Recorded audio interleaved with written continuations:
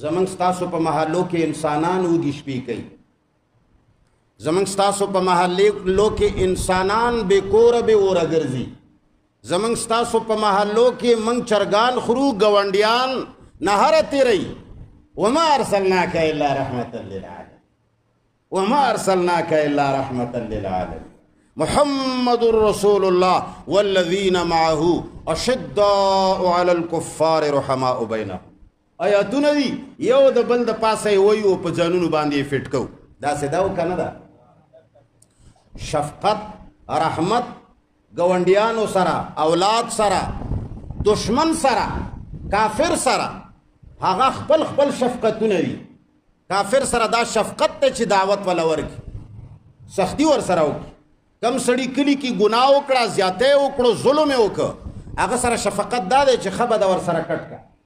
خبر ور سره مکوا سلام په ما چاوا ولی هغه به احساس وشي چې ما ګناه کړی دا ابراشي توبه به وباسي الله لارې ته برابر شي او کته دا هغه سره غي باوجود تعلق ساتي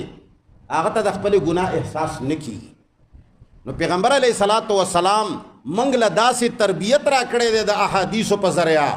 او الله منګله داسې قانون نازل کړی دی د قرآن په ذریعہ باندې چې په هغې کې یوازې